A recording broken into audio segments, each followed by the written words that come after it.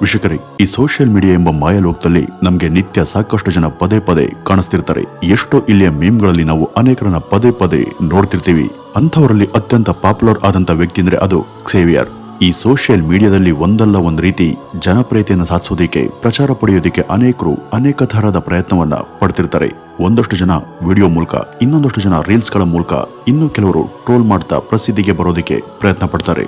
ಆದ್ರೆ ಯಾವುದೇ ತರಹದ ಕಾಂಟೆಂಟ್ ಅನ್ನು ಕ್ರಿಯೇಟ್ ಮಾಡದೆ ಕೇವಲ ಸೋಷಿಯಲ್ ಮೀಡಿಯಾದ ಕಾಂಟೆಂಟ್ಗೆ ಬರುವಂತ ಕಾಮೆಂಟ್ಗಳ ಮೂಲಕನೇ ವಿಶ್ವ ಪ್ರಸಿದ್ಧಿ ಪಡೆದಂತ ಏಕೈಕ ವ್ಯಕ್ತಿ ಅಂದ್ರೆ ಅದು ಈ ಕ್ಸೇವಿಯರ್. ಇವತ್ತು ಸೋಷಿಯಲ್ ಮೀಡಿಯಾದಲ್ಲಿ ಕಾಣಸಿಗುವಂತ ಬಹುತೇಕ ಕಾಮೆಂಟ್ಗಳಲ್ಲಿ ಈ ವ್ಯಕ್ತಿ ಎಲ್ಲಾ ಕಡೆ ರಾರಾಜಿಸ್ತಾರೆ. ವೀಕ್ಷಕರೇ, ಈ ಭಾರತೀಯ ಮೂಲದ ವ್ಯಕ್ತಿ ಸೋಷಿಯಲ್ ಮೀಡಿಯಾದ ಕಾಮೆಂಟ್ಗಳಲ್ಲಿ ಇಷ್ಟು ಪ್ರಸಿದ್ಧಿ ಪಡೆಯೋದಿಕ್ಕೆ ಏನ್ ಕಾರಣ? ಇವರ ಕಾಮೆಂಟ್ಗಳು ಯಾಕೆ ಇಷ್ಟು ಪ್ರಸಿದ್ಧಿ? ಇಷ್ಟಕ್ಕೂ ಈ ಕ್ಸೇವಿಯರ್ ಯಾರು? ಇವರ ಪಾತ್ರ ಸೃಷ್ಟಿಯಾಗಿದೆ ಹೇಗೆ? ಇವರು ನಿಜವಾದ ವ್ಯಕ್ತಿನ ಅಥವಾ ಕಾಲ್ಪನಿಕ ಸೃಷ್ಟಿನ? ಇವರ ಅಸಲಿ ಹಿನ್ನೆಲೆ ಏನು? ಬನ್ನಿ ವೀಕ್ಷಕರೇ, ಇವತ್ತಿನ ಈ ಒಂದು ವಿಡಿಯೋದಲ್ಲಿ ಈ ಕ್ಸೇವಿಯರ್ ಕುರಿತಾದ ಒಂದಷ್ಟು ಆಸಕ್ತಿಕರ ಮಾಹಿತಿಗಳನ್ನ ಈ ಮುಂದೆ ತಿಳಿತಾ ಹೋಗೋಣ. ವೀಕ್ಷಕರೇ, ಈ ಕ್ಸೇವಿಯರ್ ಎಂಬ ಪದ ಸ್ಪ್ಯಾನಿಷ್ ಮೂಲದ ಭಾಷೆ.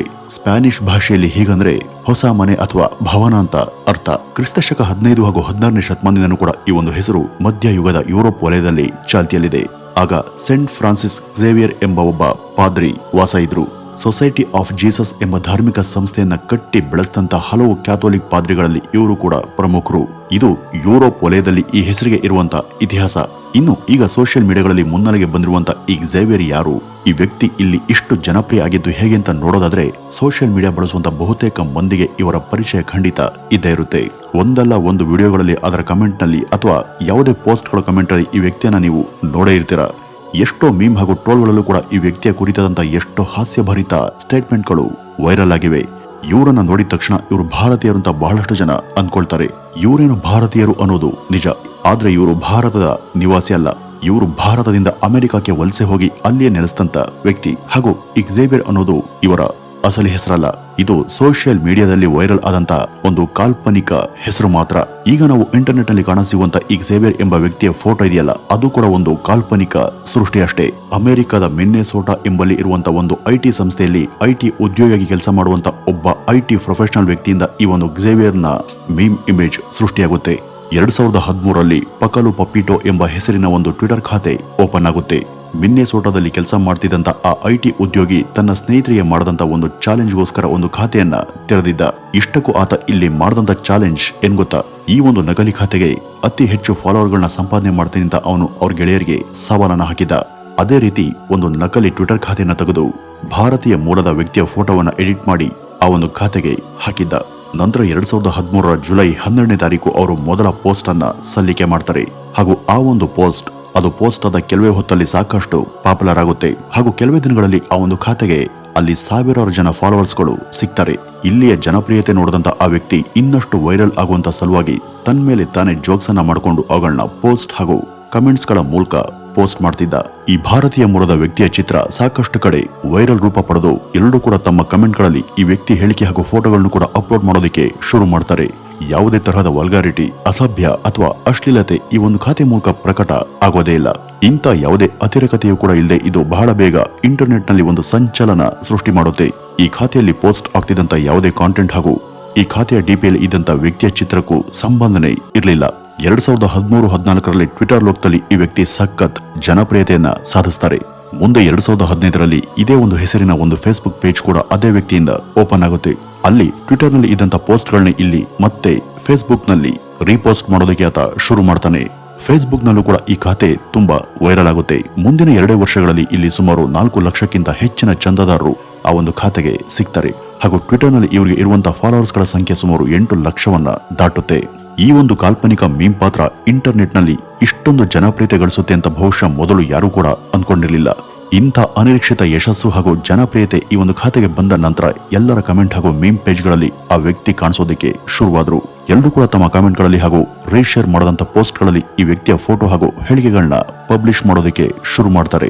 ಇದರಿಂದ ಯಾವುದೇ ತಡೆ ಇಲ್ಲದೆ ಈ ವ್ಯಕ್ತಿ ತುಂಬಾ ಫೇಮಸ್ ಆದ್ರು. ಟ್ವಿಟರ್ ಹಾಗೂ ಫೇಸ್ಬುಕ್ ಅಲ್ಲಿ ಈ ವ್ಯಕ್ತಿ ಸಾಕಷ್ಟು ಹವಾ ಹಾಗೂ ಕ್ರೇಜ್ ಅನ್ನ ಸೃಷ್ಟಿ ಮಾಡಿದ್ರು. ಅಸಲಿಯೇ ಈ ಒಂದು ಹೆಸರಿಗೂ ಹಾಗೂ ಆ ಭಾರತೀಯ ಮೂಲದ ವ್ಯಕ್ತಿಯ ಚಿತ್ರಕ್ಕೂ ಯಾವುದೇ ಸಂಬಂಧ ಇರಲಿಲ್ಲ. ಈ ರೀತಿ ಒಂದಕ್ಕೊಂದು ಅದು ಸಂಬಂಧ ಇಲ್ಲದೆ ಹೋದ್ರೂ ಕೂಡ ಇದು ಅತ್ಯಂತ ಜನಪ್ರಿಯತೆಯನ್ನ ಸಾಧಿಸಿತ್ತು. ಹೀಗಿರುವಾಗಲೇ 2018ರಲ್ಲಿ ಟ್ವಿಟರ್ ನಿಂದ ಈ ಒಂದು ಖಾತೆ ಸಸ್ಪೆಂಡ್ ಆಗುತ್ತೆ. ಇದಕ್ಕೆ ಖಚಿತ ಕಾರಣ ಏನು ಅಂತ ಗೊತ್ತಿಲ್ಲ. ಆದ್ರೆ ಟ್ವಿಟರ್ನಿಂದ ಈ ಒಂದು ಖಾತೆಯನ್ನ ಸಸ್ಪೆಂಡ್ ಮಾಡಲಾಗುತ್ತೆ. ಇದಾದ ನಂತರ ಸೋಷಿಯಲ್ ಮೀಡಿಯಾಗಳಲ್ಲಿ ಇದೇ ವ್ಯಕ್ತಿಯ ಫೋಟೋ ಇದ್ದಂತ ನಕಲಿ ಪೇಜ್ಗಳು ಹಾಗೂ ಖಾತೆಗಳು ಸಾಕಷ್ಟು ಸಂಖ್ಯೆಯಲ್ಲಿ ಓಪನ್ ಆಗ್ತವೆ. ಈ ಸಲವು ಝೇವಿಯರ್ ಎಂಬ ಹೊಸ ಹೆಸರಿನ ಮೂಲಕ ಮತ್ತೆ ಸೃಷ್ಟಿಯಾದವು.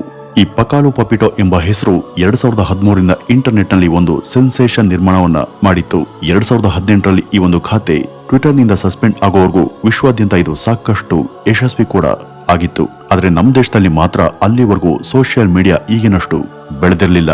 2016, 17 ಮತ್ತು 18ರ ಸಮಯದಲ್ಲಿ ಭಾರತದಲ್ಲಿ ಸ್ಮಾರ್ಟ್ ಫೋನ್ ಬಳಕೆದಾರರ ಸಂಖ್ಯೆ ಕೂಡ ಈಗಿನಷ್ಟು ಹೆಚ್ಚಿರಲಿಲ್ಲ.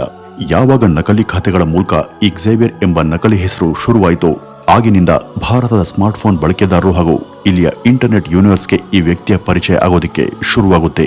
ಅಧಿಕೃತವಾಗಿ ಈ ಒಂದು ಹೆಸರನ್ನ ಈ ವ್ಯಕ್ತಿಗೆ ಯಾರು ಇಟ್ಟಿದ್ದು ಅನ್ನೋದ್ರ ಬಗ್ಗೆ ಖಚಿತ ಮಾಹಿತಿ ಇನ್ನೂ ಕೂಡ ಸಿಕ್ಕಿಲ್ಲ.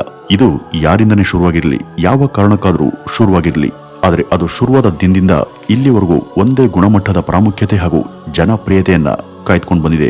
ಈ ವ್ಯಕ್ತಿ ಹೇಳಿಕೆಗಳು, ಚಿತ್ರಗಳು, ತಮಾಷೆಗಳು ಇವೆಲ್ಲ ಜನರಿಗೆ ತುಂಬಾ ಇಷ್ಟ ಆಗೋದಕ್ಕೆ ಶುರುವಾಗ್ತವೆ.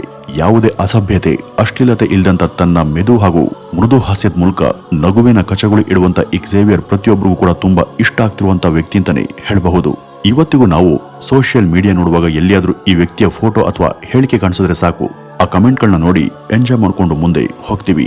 ಈ ರೀತಿ ವಿವಿಧ ಬಗೆಯ ಜನರ ಗಮನವನ್ನ ತಕ್ಷಣಕ್ಕೆ ತನ್ನ ಹತ್ರ ಸೆಳೆಯುವಂತ ಶಕ್ತಿ ಇರುವಂತ ಏಕೈಕ ಪ್ರಭಾವಿ ಮೀಮ್ ಪಾತ್ರಗಳಲ್ಲಿ ಈ ಝೇವಿಯರ್ ತುಂಬಾ ಎತ್ತರದ ಸ್ಥಾನದಲ್ಲಿದ್ದಾರೆ. ಈ ವ್ಯಕ್ತಿಯ ತರಲೆಭರಿತ ಹಾಸ್ಯಗಳು ಎಷ್ಟು ಫೇಮಸ್ ಅಂದ್ರೆ ಸಾಕಷ್ಟು ಕಾಮೆಂಟ್ಗಳಿಗೆ ಈ ವ್ಯಕ್ತಿಯ ಹೇಳಿಕೆಯ ಸ್ಕ್ರೀನ್ ಶಾಟ್ ತೆಗೆದು ತುಂಬಾ ಜನ ತಮ್ಮ ಖಾತೆಗಳಲ್ಲಿ ಶೇರ್ ಮಾಡ್ಕೊಳ್ತಾರೆ. ಹಾಗೆ ಮಾಡದಂತ ಕಾಮೆಂಟ್ಗಳಿಗೆ ಸಾಕಷ್ಟು ಜನ ಲೈಕ್ ಹಾಗೂ ಪ್ರತಿ ಕಮೆಂಟ್ ಕೂಡ ಕೊಡ್ತಾರೆ. ಲಕ್ಷಾಂತರ ಕಮೆಂಟ್ಗಳ ಪೈಕಿ ಈ ವ್ಯಕ್ತಿಯ ಹೇಳಿಕೆ ಮೇಲ್ಪಂಕ್ತಿಯಲ್ಲಿ ಬರುತ್ತೆ.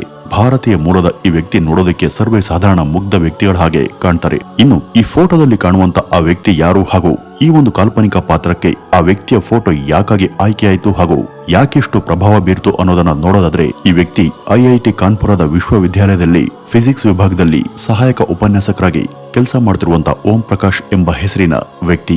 ಈ ವ್ಯಕ್ತಿ ಬಗ್ಗೆ ನಿಮ್ಗೆ ಹೆಚ್ಚು ಮಾಹಿತಿ ಬೇಕು ಅಂದ್ರೆ ಗೂಗಲ್ ನಲ್ಲೂ ಕೂಡ ನೀವು ಇವ್ರ ಬಗ್ಗೆ ಸರ್ಚ್ ಮಾಡಬಹುದು. ಗೂಗಲ್ ಹಾಗೂ ಮೊದಲಾದ ಕಡೆ ಈ ಝೇವಿಯರ್ ಯಾರು, ಇವರು ಕಾಲ್ಪನಿಕನ ಅಥವಾ ವಾಸ್ತವ ವ್ಯಕ್ತಿನ ಅಂತ ಇದುವರೆಗೂ ಲಕ್ಷಾಂತರ ಜನ ಫಾಲೋವರ್ಸ್ಗಳು ಸರ್ಚ್ ಮಾಡಿದ್ದಾರೆ. ಇತ್ತೀಚೆಗೆ ಐಐಟಿಯ ಸರ್ವರ್ ಡೇಟಾದಲ್ಲಿ ಸಿಕ್ಕಂತ ಅಪ್ಡೇಟ್ ಮಾಹಿತಿ ಪ್ರಕಾರ ಇವರು ಅಲ್ಲಿ ಸೀನಿಯರ್ ಟೆಕ್ ಸೂಪರ್ ಇಂಡೆಂಟ್ ಸ್ಥಾನಕ್ಕೂ ಕೂಡ ಬಡ್ತಿಯನ್ನ ಪಡೆದಿದ್ದಾರೆ ಅಂತ ಹೇಳಲಾಗ್ತಿದೆ. ನಿಜ ಜೀವನದಲ್ಲಿ ಉತ್ತಮ ಸಾಮಾಜಿಕ ಸ್ಥಾನಮಾನದಲ್ಲಿ ಇರುವಂತ ಓಂ ಪ್ರಕಾಶ್ ಅವರು ಅದು ಹೇಗೆ ಯಾತಕ್ಕೋಸ್ಕರ ಈ ಒಂದು ಪಾತ್ರದ ಫೋಟೋಗೆ ಆರಿಸಲ್ಪಟ್ರೋ ಗೊತ್ತಿಲ್ಲ. ಅದು ಬಹುಮಟ್ಟಿಗೆ ಕಾಕತಾಳೀಯನೇ ಇರಬಹುದು. ವೀಕ್ಷಕರೇ, ಇದಿಷ್ಟು ಈ ಝೇವಿಯರ್ ಪಾತ್ರದ ಬಗ್ಗೆ ನೀವಿಲ್ಲಿ ತಿಳಿಯಬಹುದಾದಂತ ಒಂದಷ್ಟು ಸಮಗ್ರ ಮಾಹಿತಿ. ನಮಸ್ಕಾರ.